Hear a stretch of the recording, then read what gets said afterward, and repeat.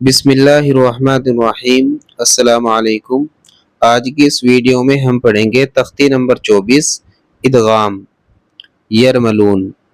ادغام کے 6 حروف ہوتے ہیں: یا، را، میم، لام، واو، نون۔ تنوین یا نون ساکن کے بعد میں اگر یا، واو، میم، نون ان میں سے کوئی حرف آئے گا تو ہم غنہ کے ساتھ پڑھیں گے، لیکن تنوین یا نون ساکن کے بعد میں لام اور را آئے گا تو ہم ملا کر کے بغیر غنہ کے پڑھیں گے۔ بس یہ چھوٹا سا قاعدہ ہے، آپ کو یاد کر لینا ہے، ٹھیک ہے۔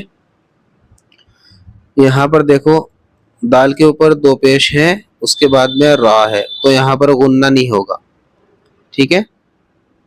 اسی طرح یہاں نون ساکن ہے اور اس کے بعد میں را ہے تو یہاں پر بھی غنہ نہیں ہوگا، نون ساکن ختم ہو جائے گا بس۔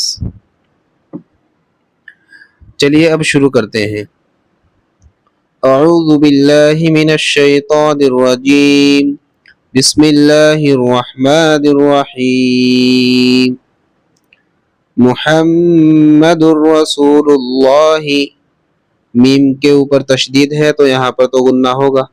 محمد الرسول اللہ من ربک، یہ من نہیں پڑھا جائے گا، من ربک نہیں پڑھا جائے گا، یہ پڑھا جائے گا من ربک۔ رؤوف الرحیم، رؤوف الرحیم۔ عیشت الراضیہ، عیشت الراضیہ، ٹھیک ہے۔ اب ہے تنوین یا نون ساکن کے بعد میں اگر لام آئے گا تو اس کو بھی ہم بغیر غنہ کے پڑھیں گے، ٹھیک ہے۔ من لدنہ، من لدنہ، یہ بھی نون ساکن نہیں پڑھا جائے گا۔ کل لہ، یکن لہ، رزقا لکم، اف لکم، من لبن۔ اب تنوین ہو یا نون ساکن ہو اس کے بعد میں یا کی مشق دی ہوئی ہے تو یہاں پر تو غنہ ہوگا، ٹھیک ہے۔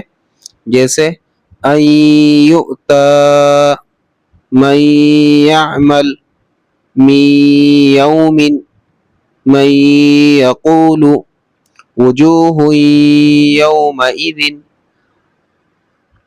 ان یشاء، ٹھیک ہے۔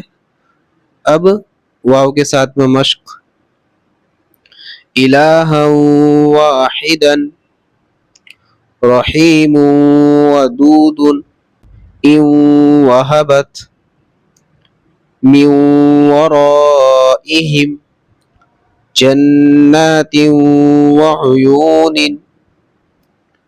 موعد۔ اب میم کے ساتھ میں مشق، رسول من اللہ صراطا مستقیما عمن خیر من مثلہ۔ اب ہے نون کے ساتھ میں مشق، من نبی نورا نہدی من نعمت لمن نرید فمن نکث من ناصرین۔ ماشاءاللہ ہم نے ادغام کا سبق مکمل کر لیا ہے۔